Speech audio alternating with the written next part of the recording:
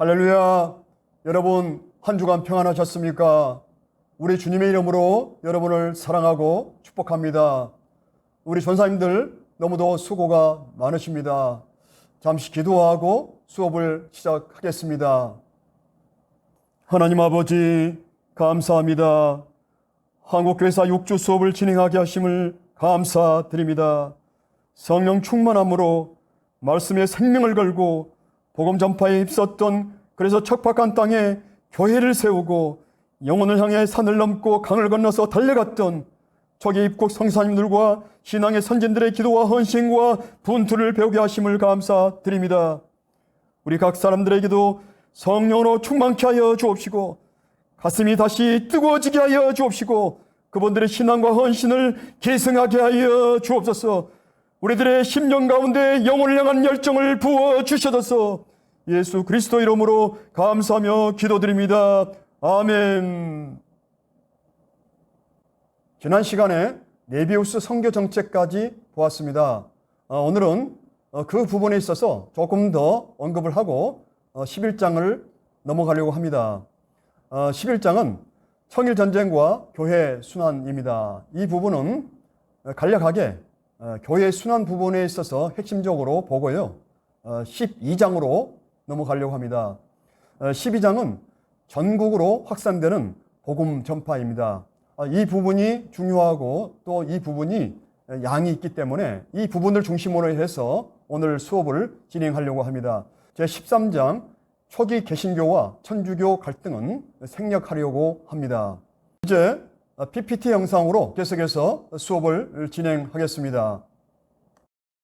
지난주에 보았던 사진입니다. 좀 더 설명을 하겠습니다. 여기가 원래 이제 야소교 학당, 구세 학당입니다. 언더우드 학당이죠. 언더우드 송사님의 사랑방에서 이제 시작을 했는데요. 나중에 밖에서 하는 것이 좋겠다라고 그러한 제안들이 들어와서 밖에다가 이렇게 이제 집을 마련해서 학당을 마련해서 밖에서 계속해서 진행해 나갑니다. 이 사진도 지난주에 보았던 세브란스 병원 사진인데요. 당시에 남대문 근처에 있었습니다. 그 위치를 말씀해 드리려고 다시 한번 보여드립니다. 676페이지 네비우스 선교 정책과 사경회, 이 부분을 좀 더 살펴보겠습니다. 네비우스 정책의 더 큰 결실은 주일학교보다 사경회였습니다. 네비우스 정책이 있기 전에도 사경회는 있었습니다. 기록에 의하면 1888년 언더우드 성사님이 8명의 우리 한국인 사역자들을 한 달간 훈련시켰다는 기록이 있습니다. 네비우스 정책을 채택하면서 최초의 사경회는 1890년 언더우드 성사님의 집에서 있게 되는데요. 7명의 사역자를 훈련시켰습니다. 678페이지 보시면 사경회를 통해서 영수, 조사, 매서인, 권서, 전도자, 전도부인 등 평신도 리더들을 발굴하게 됩니다. 그러나 대체로 이분들은 이 사경회를 거쳐서 성경학원에 입학하여 보다 심도 있는 훈련을 마친 뒤에 그 직분을 맡게 됩니다. 당시에 사경회 때 500에서 1000명, 그리고 1100명에서 1800명, 이 정도의 많은 숫자가 모여서 사경회에 참석해서 성경 공부를 하고 기도회를 하고 그랬던 것입니다. 1907년 1월 2일부터 15일까지 평양 장대원 교회에서 평안남도 남자 도사경회가 개최되었습니다. 이때 1500명, 1800명의 사람들이 먹을 것을 짊어지고 땔감도 갖고 이렇게 사경회에 참여했습니다. 680페이지 보시면요. 이 사경회가 상급반이 있고 하급반이 있었습니다. 그래서 상급반은 교회 지도자를 대상으로 했고요. 하급반은 평신도를 대상으로 했습니다. 681페이지 붙어서 보면 경비는 자가 부담했다, 그런 내용이 나옵니다. 사경회에 참석하는 분들이 스스로 이제 쌀을 가지고 오고 또 땔감을 가지고 오고 때로는 큰 가마솥을 예비하기도 했다고 이렇게 하고 있습니다. 네비우스 정책의 성경 강조는 684페이지 보시면 주일학교와 교회 전체에 적용을 했다라고 하고 있고요. 교사훈련, 성경통신과정, 여름 성경학교 이러한 귀중한 그러한 사역들을 펼쳐나갔다라고 하고 있습니다. 685페이지 보시면 이 정책은 신앙과 삶에서도 실천이 되었다라고 하고 있습니다. 그래서 주일 성수, 금연, 금주, 도박과 같은 패스타파, 그리고 청결, 결혼관에 관한 소양교육, 여기에도 귀중한 영향을 끼쳤다라고 하고 있습니다. 687페이지에 이제 네비우스 선교정책의 영향 및 평가가 나오고 있습니다. 세례 교인 수가 증가를 많이 했습니다. 1900년에 7,500명, 그리고 1920년에 14만 4천명이 넘게 증가를 했습니다. 사실상 1910년까지 증가를 계속하다가요. 1911년부터 백오인 사건이 있게 됩니다. 그래서 백오인 사건을 통해서 특별히 장로교회, 서북 장로교회가 많은 핍박을 받게 됩니다. 그때 숫자가 잠시 중단됐지만 또 하나님의 은혜로 계속해서 증가를 하게 되었습니다. 언더우드 성사님이 689페이지에 네비우스 선교 정책을 이렇게 평가를 하고 있습니다. 한국에서의 선교사역의 진보가 주로 하나님의 축복, 곧 우리가 채택한 네비우스 선교 정책 덕분이라고 믿는다라고 하고 있습니다. 네비우스 선교 정책이 한국 교회를 부흥시킨 것이 아니라 중요한 요인이 되었다. 그러니까 한국 선교 사역의 진보에 있어서 큰 요인이 되었다라고 말씀을 하시는 것입니다. 어떤 정책이나 어떤 프로그램이 부흥을 가져오는 것은 아니죠. 성령 하나님께서 그 정책과 프로그램을 사용하셔서 부흥을 시키시는 것이죠. 693페이지에 그런데 부정적으로 이 정책에 대해서 평가하는 학자들이 있다는 것입니다. 대표적으로 송길섭 교수님, 그리고 민경배 교수님 이런 분들이 부정적으로 비판을 하고 있습니다. 그 내용은 신학자와 학자를 양성하는 데 있어서 이 정책은 미흡했다. 그리고 수준 높은 신학교육을 제대로 실시하지 못했다라고 하고 있는 것입니다. 그러나 당시 역사적인 상황들을 잠시만 생각을 해보면 이렇게 부정적으로 평가를 하지 않았을 것이다 라는 생각을 저는 해봅니다. 당시에 점점 나라가 망하고 있었습니다. 그리고 1910년에 경술국치가 있게 됩니다. 주권뿐만 아니라 경제적인 것, 모든 것을 침탈당하고 수탈을 당하게 되는 그런 상황이었습니다. 그래서 이 땅에서 태어나고 자라고 혈육 지친이 있었던 이 땅을, 고국을 떠나서 당시에 살기가 너무 어려우니까 30만 이상이 만주로 무작정 떠나가야 했던 그러한 결의의 아픔의 시대였습니다. 그럼에도 불구하고 한국교회가 각처에서 사경예를 개최를 했고, 그리고 주요 도시에 성경학원을 세워서 평신도 리더들을 세웠습니다. 그리고 이어서 평양신학교를 세워서 목회자를 양성을 했습니다. 뿐만 아니라 글을 읽지 못하고 쓰지 못했던 그 시대의 그 높았던 문맹률을 낮추는데 한국교회가 큰 역할을 했습니다. 이제 제 11장을 들어가겠습니다. 695페이지에 청일전쟁과 교회의 순환입니다. 사무엘 A. 마펫, 마포 삼열 성사님이 이렇게 그 당시를 기록을 하고 있습니다. 전투는, 여기서 전투는 이제 청일전쟁입니다. 전투는 9월 15일에 발생했다. 미처 피난을 가지 못하고 남아있던 불쌍한 한국인들은 놀랐고 그중 태반은 죽거나 도망쳤다. 평양에 남아있던 교인들 대부분은 예배당에 모여 있었다. 그들은 주님께서 보호해 주시기를 함께 간구했다. 라고 마펫 성사님이 기록을 하고 있습니다. 697페이지에 일본의 식민 약탈입니다. 이 부분은 간략하게 보겠습니다. 699페이지에 조선 근해에 있어서의 일본의 조업 활동에 대한 내용이 나오고 있습니다. 1876년에 강화도 조약 이후로 계속해서 일본은 이렇게 압박을 해오고 있었습니다. 83년도에 통상 장경이 있었고요.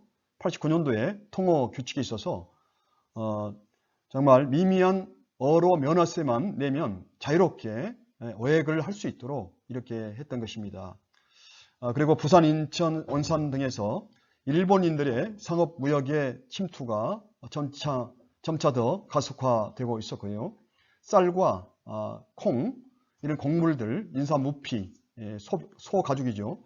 금 이러한 것들을 중요한 것들을 유출을 하고 헐값에 이제 사들이고 그래서 이제 몇 배 이득을 챙기는 그러한 모습들을 보게 됩니다. 다음으로 701페이지 동학운동과 청일전쟁입니다. 동학의 발생입니다. 1860년에 최재우 이분이 이제 창시를 했고요. 그런데 주로 잔반계층, 중간에 보시면 잔반계층, 몰락한 양반들을 잔반이라고 합니다.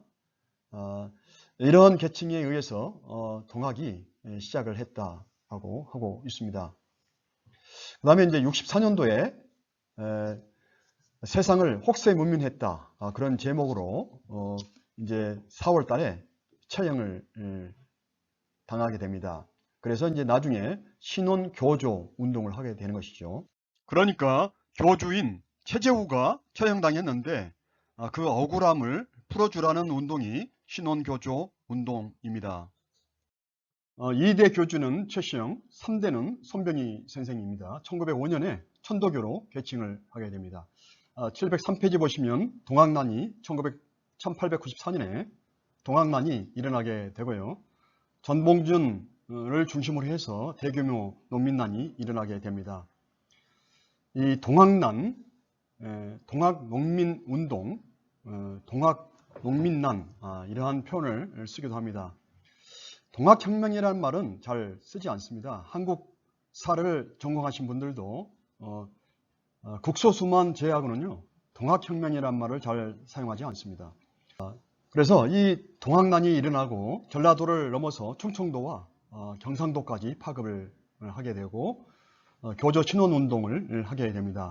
이렇게 되니까 조선정부가 청나라에 원병을 요청을 하게 됩니다. 705페이지 그 내용이 있습니다. 그래서 청나라의 군사들이 우리 한국에 들어오는데 일본에 통보를 하고 들어오는 것이죠. 그 다음에 이제 2,800명의 군사들이 이제 충청도 아산에 이제 들어오게 되고요. 또 일본은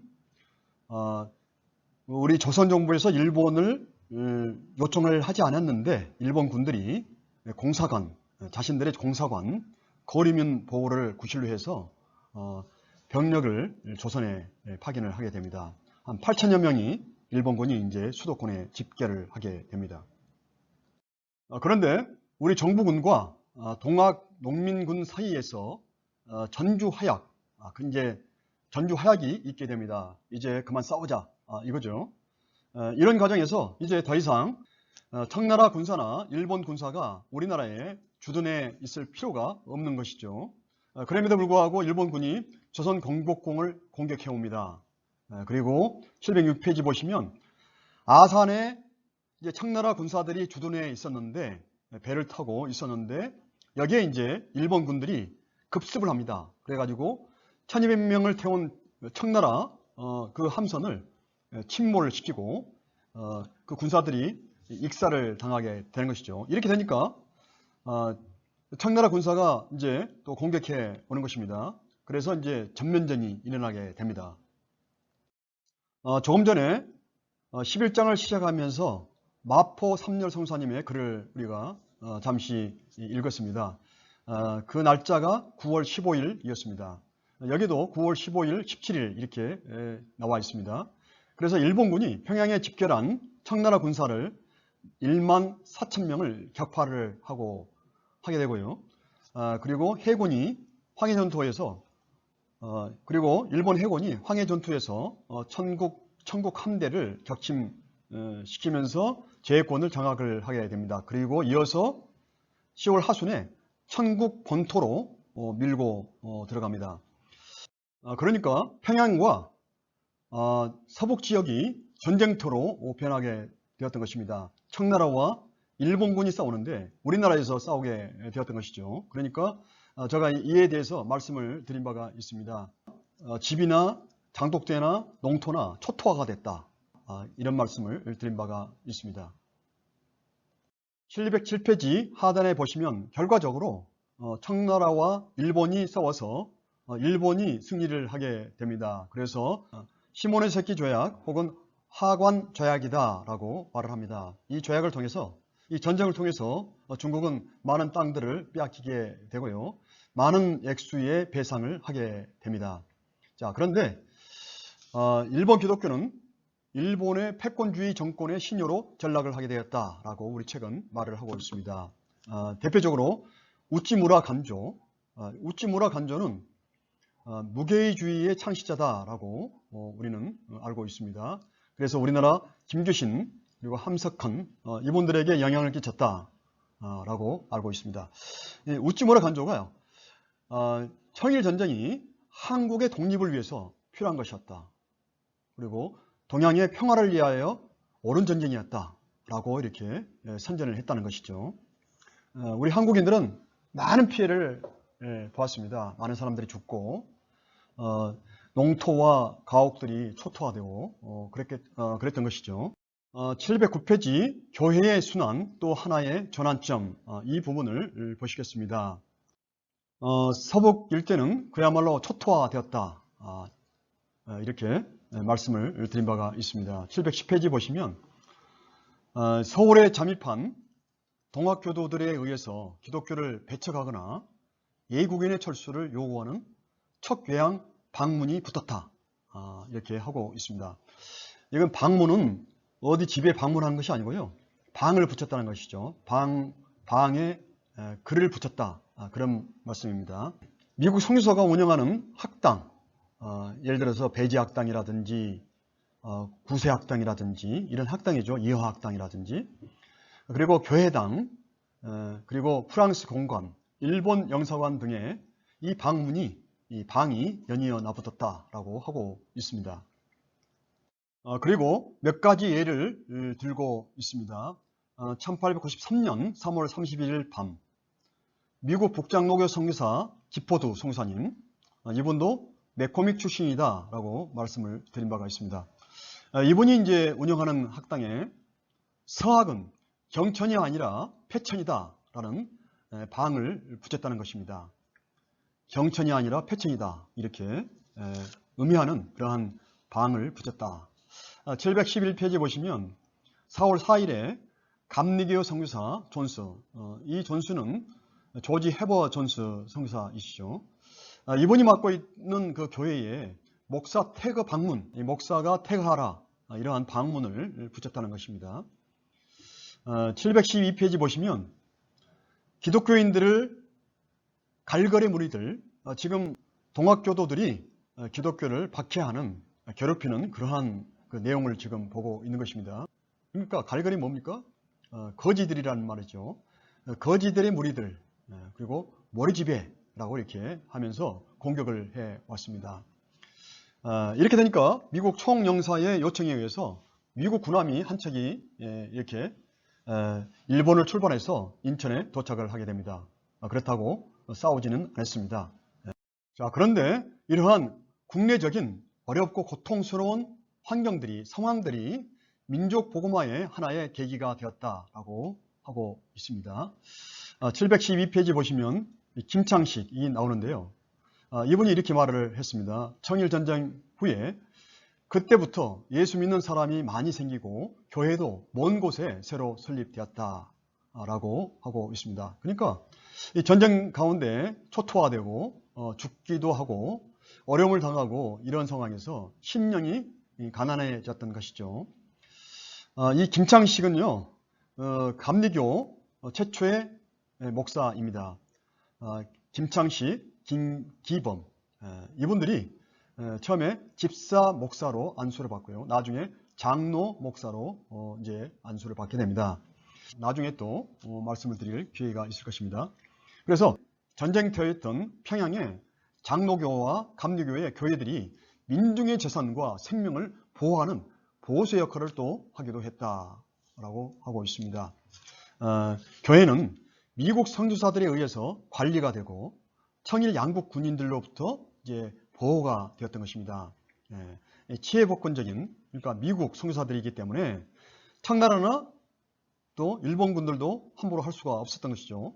그래서 이 대종들이, 우리 국민들이, 백성들이 이 교회로 몰려오기도 했다, 그런 내용입니다. 그래서 민족적 이익과 백성들의 마음을 여는 동기가 되었다라고 할 수가 있습니다. 그래서 절망적인 상황이라 할지라도 그것을 선하게 바꾸시는 하나님을 우리는 여기서도 발견하게 됩니다. 이제 12장 전국으로 확산되는 복음 전파 보시겠습니다. 714페이지에 있습니다.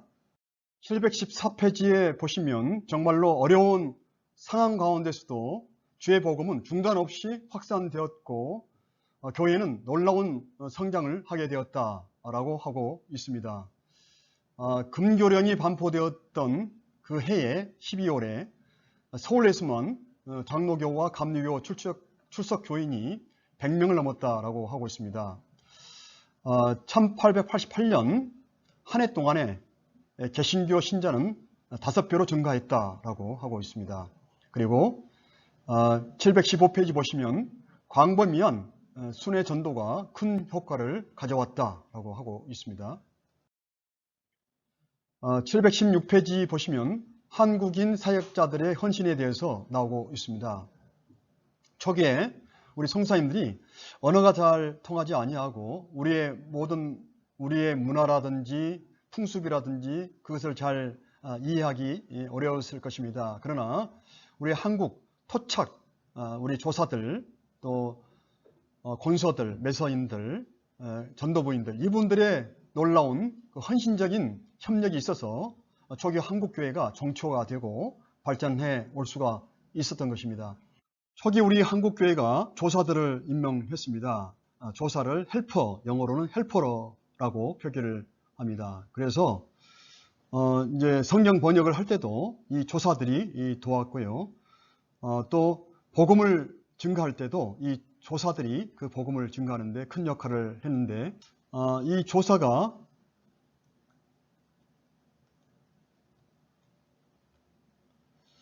이 조자가 돌조자죠. 돌조자입니다. 주님의 일을 돕는다. 조사입니다. 조사. 조사할 때 사자를 이렇게 쓰기도 합니다. 이 한문을 한자를 쓰기도 합니다. 스승사자입니다. 조사할 때. 특별히 1928년에 출판된 조선예수교 장로의 사기 상권에는 조사를 이 사자를 사용합니다. 이 사자, 스승사자를. 어쨌든 조사들을 임명했고요. 1888년에 국장로교 선교부는 서상윤, 정공빈, 최명호를 그리고 백홍준을 전도사로 이분들을 전도사로 임명을 해서 경기해서 관서지방을 관할을 하도록 했습니다.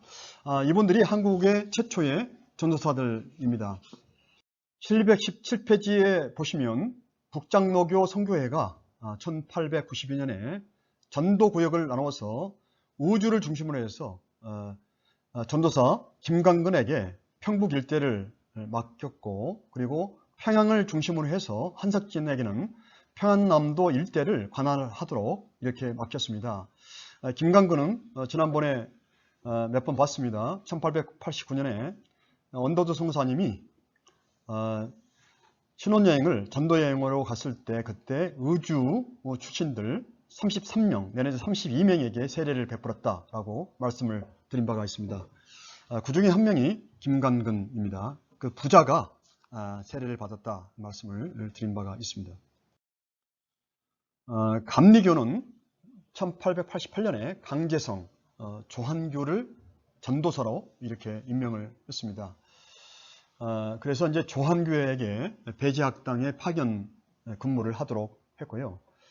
지난번에 아펜젤러 송사님 조사로서 같이 배에서 소천을 하셨다라고 말씀을 드린 바가 있습니다. 강재성 이분은 인천 전도사로 파견이 되어서 인천교회 설립하는데 지대한 공헌을 하게 됩니다. 이제 북부지역 복음 전파를 보시겠습니다. 717페이지 이 내용입니다. 719페이지 보시면 우주지역 순회 전도입니다. 우주는 조선과 중국을 통하는 관문이었다라고 하고 있죠. 그리고 우주 출신 이응참, 백홍준, 이성아, 김진기, 서상윤 이분들에 대해서 몇 차례 보았습니다. 백홍준 선생 권서인 겸 전도인으로서 고향에 가서 복음 전파 활동을 왕성하게 했습니다. 그리고 우주교회를 세웠죠. 720페이지 보시면 88년도에 1월에 아펜젤러 송사님이 이제 북부 지역을 순회하는데 백홍준 선생이 이제 복음을 전했고 그래서 예수님을 믿게 된 박상모, 송상하에게 아펜젤러 송사님이 세례를 베풀었다라고 하고 있습니다. 그 다음에 이제 언더드 송사님 신혼여행을 전도여행으로 갔다. 그리고 이들 중에 조금 전에 이제 말씀드린 바와 같이 김일현, 김관근 부자를 비롯해서 33명을 만주로 데려가서 세례를 베풀고 성찬식도 거행을 했다.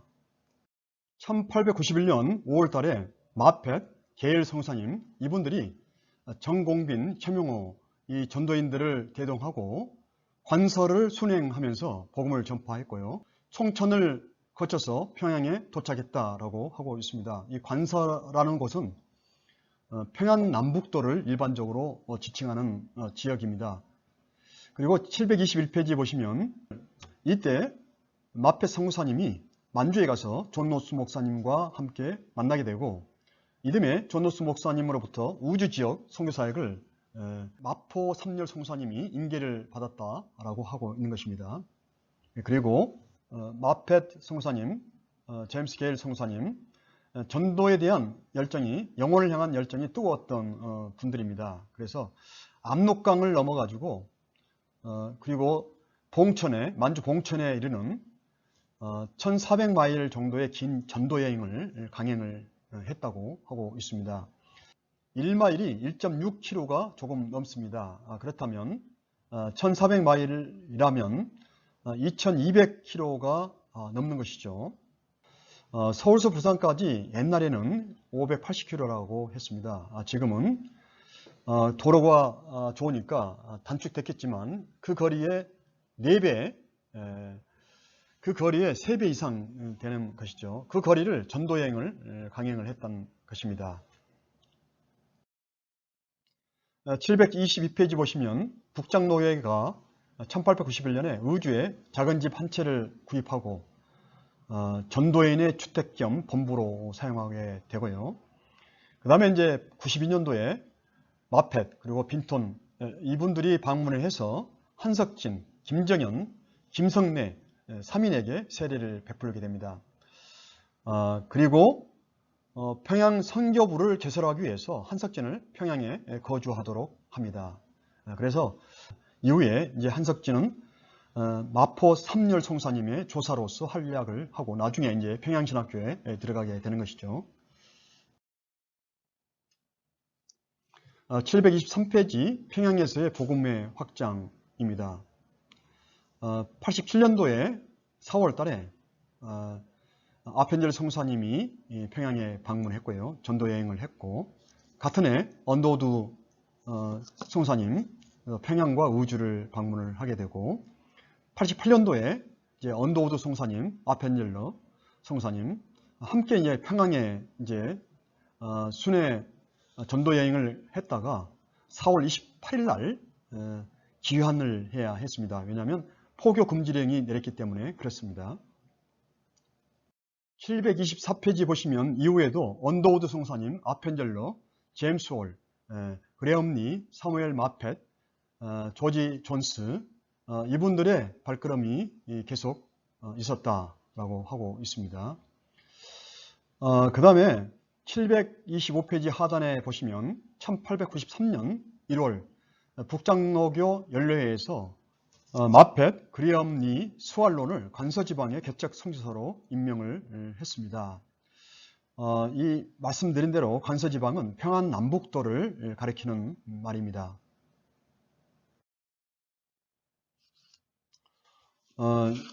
우리나라에 1890년 1월 25일 날 도착했던 사무엘 A. 마펫입니다. 마포 삼열 성사님이 한국에 들어오시기 전에 얼마 직전에 찍었던 사진입니다. 아주 애띤 모습이죠. 우리나라에서 정말 헌신했던 마포 삼열 성사님의 늙으신 모습입니다. 726페이지 보시면 1893년 2월 달에 마포 삼열 성사님이 한석진을 통해서 평양에 건물을 구입하도록 합니다.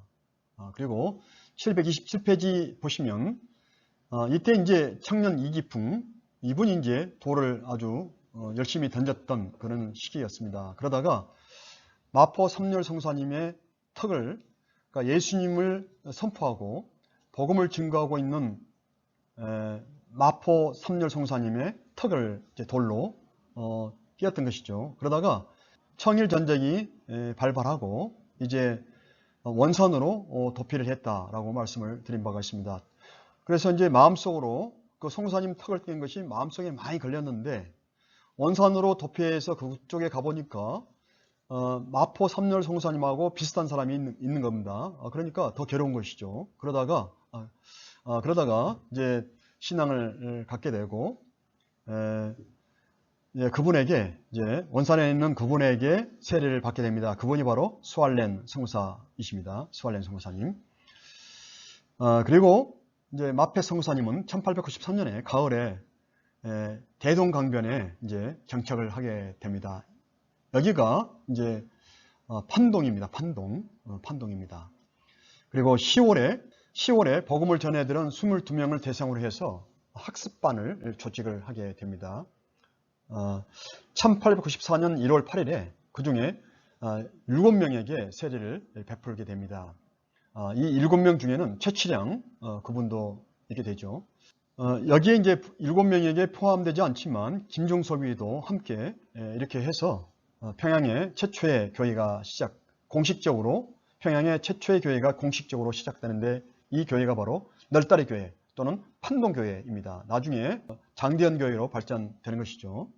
728페이지 제임스 홀의 의료 사역, 지난 시간에 잠깐 언급을 해드렸습니다. 92년도에 9월 30일에 평양 시내에 들어가서 쇠빵 하나를 얻어서 치료하면서 진료를 시작합니다. 이분은 제임스 홀 성사님은 캐나다 출신이고 이분의 부인 로제타 홀 성사님은 미국 출신이었다. 그래서 한국에서 약혼자들이 태극기와 캐나다기, 성조기를 개양하고 한국에서 국제 결혼식을 했다 말씀을 드린 바가 있습니다. 이분이 정말 헌신적인 의료 사역으로 지방관 그리고 민중들의 마음이 열리기 시작했다라고 하고 있는 것입니다. 730페이지 보시면 닥터 홀의 생활 그 자체가 설교였다 이렇게 하고 있습니다. 그 옆에는 이제 김창식 전도사가 돕고 있었습니다. 그리고 홀 박사가 개설한 학교, 또 영어교사, 노병선, 그리고 항종모, 오석형 이분들 신실한 평신도들이 동역을 해 주었습니다. 731페이지 보시면 로제타 쇼드월 이제 같이 제가 말씀을 드렸습니다. 같이 평양으로 갔던 것이 아니고 나중에 부인 쇼드홀은 나중에 가게 되었다라고 말씀을 드렸습니다. 94년도 5월 7일 날 평양으로 이주를 하게 되고요. 그래서 이제 그 예고인이 이제 오게 되니까 호기심에 차가지고 사람들이 막 몰려왔다. 1,500명의 평양 사람들이 예고 여인과 아이를 구경하려고 이렇게 몰려왔다. 이렇게 하고 있습니다. 731페이지 기독교 박해와 평양 선교 위기입니다. 1894년에 마포 삼열 송사님이 그레암리 송사님을 만나려고 서울로 가게 되었습니다. 그 시기에 평안도 관찰사 포령을 내리게 되는데요. 732페이지 보시면 5월 10일 새벽 1시에 체포령이 내려져서 북감리교 홀의 조사, 닥터 홀의 조사, 김창식, 그리고 마포 삼열 송사님의 조사, 한석진, 그리고 한석진 조사에게 집을 팔았던 홍재영, 이분들을 체포를 하고요. 모진 구타를 하고 고문을 가하게 되고요. 돈을 요구하게 됩니다. 그래서 처형 직전에 있게 되는데, 이제 이때 이 사건은 주님의 은혜로 해결이 됩니다. 당시 평양에 계셨던 제임스 홀 송사님이 급하게 이 사실에 대한 내용을 서울로 전보를 보냅니다. 서울에 있었던 마포 삼열 송사님, 이 사실에 대해서 알게 되고, 그리고 한국 정부에 강력하게 구명운동을 하면서 어필을 합니다. 일본인들은 땅을 구입하고 그리고 집을 구입할 수 있는데 왜 우리는 그럴 수가 없습니까? 이러한 항의를 하게 되고요. 그리고 조선 내무부에서는 이 사건이 상당히 국제관계에서 어려움을 초래할 수 있을 것이다 라고 감지를 하고요. 이렇게 명령을 내리게 됩니다. 733페이지 하단에 보면 조선 내무부에서 모든 조선 고용인들과 기독교 신자들을 석방하라, 그런 명령을 내리게 되었던 것입니다. 그래서 가지고 평양 관찰사에게 이제 그 포고령이 발송이 되었던 것이죠. 744페이지 보시면 이 사건을 통해서 기독교 공동체의 연대의식을 고취하는 계기가 되었다라고 하고 있습니다. 한국인 동역자들에게 선교사들에 대한 신뢰감을 더해 주었다라고 하고 있고요. 하나님께서 살아 역사하신다는 확신을 갖게 되었다. 당시 한석진 조사 처형 직전에 있었는데 이제 이 포고령이, 이 명령이 도달하게 되고 처형에서 자유롭게 되었던 것입니다. 736페이지 제임스 홀의 순교입니다. 지난 시간에 잠깐 말씀을 드린 바가 있습니다. 청일 전쟁이 진행되는 과정에서 밤낮을 가리지 않고 그 환자들, 또 부상자들을 간호해 주고요. 그리고 또 교회 사역들을 감당을 해야 했고요. 그래서 밤낮으로 그냥 지치도록 일을 했습니다. 그래서 그런 가운데 중병의 발진티푸스에 걸리게 됩니다. 그래서 마페 성사님과 케이트 이분들이 제임스 홀을 급하게 이제 서울로 이송을 했지만 1894년에 11월 24일에 세상을 떠나게 됩니다. 그러나 이후에 평양 지역 교회는 놀랍게 신장되었다라고 하고 있습니다. 지난 시간에도 봤습니다. 제임스 홀, 로제타 쇼드 홀 사진을. 739페이지 보시면 노블 선교사가 등장을 합니다. 이분들은 이제 감리교 선교사 부부입니다. 노블 선교사 부인이 97년도 11월부터서 매년 가을 여자 사경회를 열어서 김세디, 김더커스, 노샬롬, 김다비다 이분들을 비롯해 가지고 많은 전도 부인들을 양성을 하게 되고요. 그리고 주일학교가 발전을 하게 됩니다. 그래서 이분들과 김창식, 황종모 이분들이 황해도와 평안도 선교사에게 크게 기여를 하게 됩니다. 그래서 평양 감리교회는 1898년에 525명으로 증가를 하게 됩니다. 김세디 조금 전에 보았는데요. 이 전도 부인의 전도로 수많은 사람들이 주님께 돌아왔다라고 하고 있습니다. 그리고 김창식 48개의 교회를 설립했다. 그런 놀라운 역사가 일어났다고 하고 있습니다. 다음으로 솔레에서의 복음의 확장입니다. 740페이지에 있습니다. 여기에 이제 서상윤, 소경조 형제의 활약이 지대했고요. 그리고 제임스 게일, 이분도 89년도 봄 3개월간 이곳에서 머물면서 사역을 했고요. 그리고 말콤 페닉, 91년에서 93년까지 사역을 하다가 나중에 이제 공주나 원산으로 가게 되었던 것입니다. 741페이지 보시면 윌리엄 존 맥켄지입니다. 1894년부터 1895년까지 이곳에서 사역을 합니다. 이 맥켄지 선교사님, 한국인들과 완전히 동화를 하려고 했습니다. 그래서 옷도 한국인의 옷을 입고 음식도 한국인의 음식을 먹었습니다. 그리고 검소한 생활을 했고요. 인격적으로 사람들에게 감동을 주었던 분입니다. 그는 아침에 1시간 반 동안에 성경을 정독을 했다고 합니다. 그리고 그는 그 지역 사람들로부터 신망과 존경을 받게 됩니다. 동학도들로부터도 존경을 받게 되고요. 당시에 동학도들에 대한 두려움이 있었습니다. 그래서 동학에 가담을 하기도 하고 그랬던 시기였습니다. 742페이지 동학운동과 청일전쟁이 진행되는 과정에서 이 지역이 많은 어려움을 고초를 당하게 됩니다. 청나라 군대, 일본 군대로부터 약탈을 당했을 뿐만 아니라 동족인 동학군과 광군으로부터 약탈을 당하기도 했습니다. 서북 지역에는 당시에 동학도들이 100만 명 정도가 되었다고 합니다. 그러나 아직은 우리 기독교인들은 미미했죠. 그리고 동학도들 가운데는 농사 짓는 사람들이 별로 없었다고 합니다. 그래서 겨울에는 이 동학도들이 기록에 의하면 도둑질과 약탈질을 많이 했다는 것이죠. 745페이지 보시면 맥켄지 선교사님이 예배당에다가 붉은 십자가 깃발을 개양했다라고 하고 있습니다. 성 조지의 십자가를 그린 그런 깃발이죠.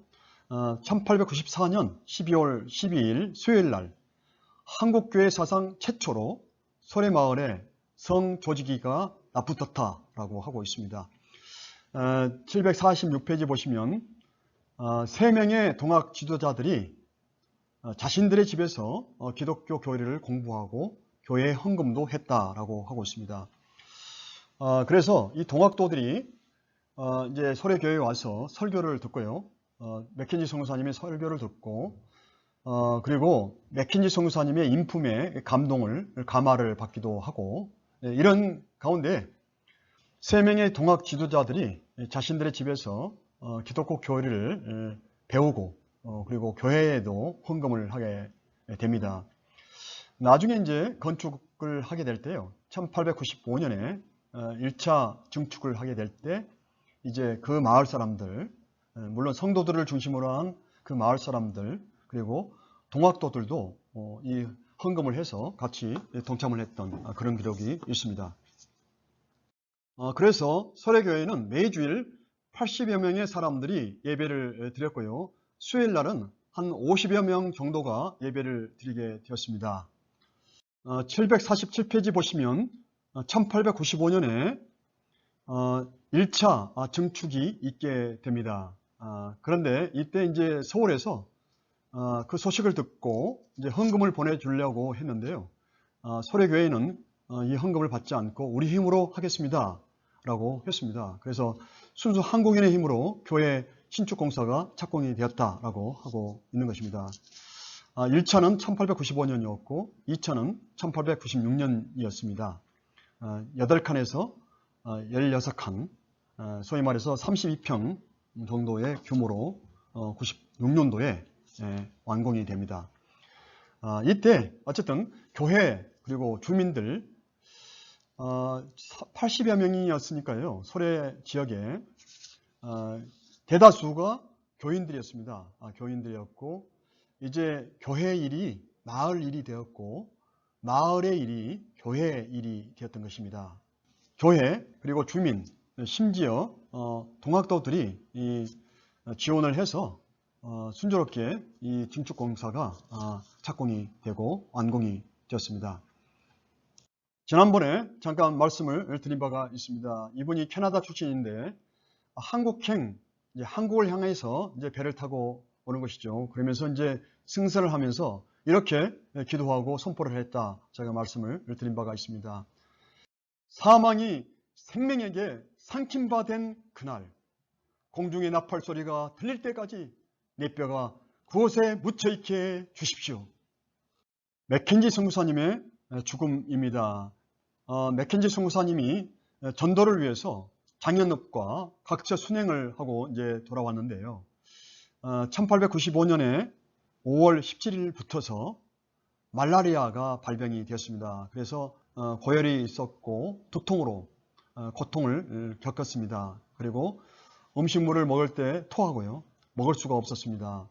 6월 24일 주일 아침에 맥켄지 선교사님은 생사를 넘나드는 고통 속에서 큰 고통을 겪은 후에 갑작스럽게 소천하셨습니다. 서경조 목사님의 기록에 의하면요. 당시에 고통이 너무나 지대했고 그리고 정신착란이 있었다. 정신착란 중에 조작을 실수를 해서 자신을 향해서 적발했는지는 모르겠지만 어쨌든 서경조 목사님의 기록에 의하면 자신에게 쏘았다라고 하고 있습니다. 751페이지에 보시면 언더드 선교사님은 맥켄지 선교사님을 이렇게 평가를 합니다. 성자와 같은 인물이다. 제임스 케일 선교사님은 가장 성인다운 인격의 소유자였다. 라고 하면서 동시에 엘리야와 같은 인물이었다라고 평가를 합니다. 그래서 1895년 7월 3일에 소래교회 교회당 헌당 예배를 맥켄지 선교사님이 인도하지 못하고 언더우드 선교사님이 인도를 하시게 됩니다. 그리고 그해 가을 서경조 이분이 이제 장로로 피택을 받게 되고요. 김윤호, 안재경 이 두 분이 집사 직분을 받게 됩니다. 여기에 이제 김윤호 집사님, 이 가문이 아주 대단한 가문입니다. 김윤호, 김윤방, 그리고 이분의 동생이 김필순입니다. 김필순 이분은 1908년에 6월 30일 날 우리나라 세브란스 의전에서 최초로 한국 땅에서는 7분 의사가 배출되었다라고 말씀을 드린 바가 있습니다. 이때 이제 7분 중에 한 분이 박서양 봉출이었고 그분 중에 한 분이 이제 김필순 이분이었습니다. 이 김필순 이분은 올리버 R 에비슨 선교사님이 많은 또 의료 서적을 번역을 했습니다. 그럴 때 옆에서 회복학이라든지 여러 가지 의료 서적을 번역할 때 옆에서 도와주셨고요. 또 이 가문이 정신여고 교장 선생이었던 김필래, 또 김순애, 나중에 이제 김규식 선생과 이제 결혼을 하게 됩니다.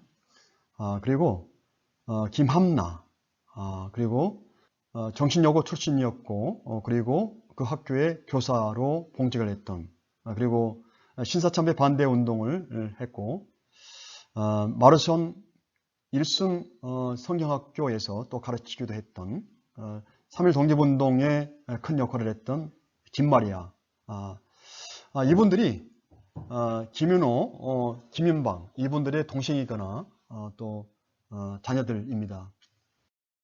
다음으로 원산의 복음화를 보시겠습니다. 753페이지에 있습니다. 원산에서도 복음이 확산되고 있었습니다. 원산은 1898년 당시에 약 1만 5천 명의 인구가 살고 있었습니다. 754페이지 보시면 북장로교 한국선교회가 이 지역의 선교의 필요성을 갖게 되고 1892년에 4월에 제임스 케이를 이쪽에다가 보내게 됩니다. 그리고 94년도에 스왈런 부부를 이곳에 파송을 하게 되고요. 그래서 이제 함경도를 순회하면서 복음을 전파하도록 했습니다. 이제 북감리교는 올링고와 우리 선교사 백길 이분들의 활동이 원산 지역에 있게 되고 그리고 맥길을 이어서 이제 하디가 알렉산더 하디가 1892년 11월에 그쪽에 와서 활약을 하게 됩니다. 754페이지에 보시면 1893년 3월 맥길은 원산에 거주하면서 세약소를 차리고 이제 환자들을 치료하면서 돌보게 되고 복음을 전파하게 됩니다. 시약소로 시작해서 이제 나중에 이제 병원으로 성장을 했다라고 여러 번 제가 말씀을 드렸습니다. 756페이지 보시면 1년 만에 원산 복음화 1년 만에 219명의 결신자가 생겨나게 됩니다. 장로교는 1896년 34명이 세례를 받았고 평균 출석 교인이 90명으로 되었습니다. 756페이지에 말콤 패닉이 원산으로 돌아갔다라고 하고 있고요. 여러 차례 봤습니다. 그 부분에 대해서. 756페이지 하단에 보시면 말콤 패닉이 원산에서 모범 농장을 일구어 갑니다. 안대벽, 또 그의 어머니, 안덕가, 누나 안덕가 이분들, 그리고 4명의 학생들이 신앙 공동체를 이루었다라고 하고 있는데요. 이 말콤 패닉의 가장 중요한 사역자라면, 동역자라면 신명균입니다. 신명균 이분이 정말 귀중한 말콤 패닉의 동역자였습니다. 북장로교는 1898년에 캐나다 장로교 선교회에 원산 지역을 인수를 해 줍니다. 이 북감리교 선교회도 남감리교 선교회에다가 이쪽 원산 지역을 넘겨줍니다. 사역을 넘겨줍니다. 지난 시간에 선교지 분할 정책을 본 바가 있습니다. 그래서 경상남도는 호주 장로교회 선교부가 맡게 되고요. 그리고 전라남북도는 남장로교 선교부가 맡게 됩니다. 그리고 부산과 그리고 대구와 경북은 북장로교회가 맡게 되고요. 설 경기 지역도 북장로교, 그리고 평안남북도에는 북장로교회가 맡게 됩니다. 그리고 함경남북도는 캐나다 장로교회가 맡게 됩니다. 북감리교는 서울을 중심으로 해서 서울의 남쪽에, 그리고 남감리교는 서울을 중심으로 해서 북쪽에 이렇게 사역을 감당하게 되었다라고 말씀을 드렸습니다. 758페이지 보시면 남감리교 하디, 알렉산더 하디가 이제 1900년 12월에 도착해서 맥길의 의료 사업을 이제 이어가게 됩니다. 복음 사업을 인수하게 되고요. 1901년부터 원산교회를 맡아서 예배를 인도하기 시작을 하게 됩니다. 그리고 맥길의 시약소도 인계를 받습니다. 이후에 이제 알렉산더 하디 이 성사님이 주로 시약소보다 의료 사역보다 복음 전도 사역을 많이 집중을 하게 됩니다.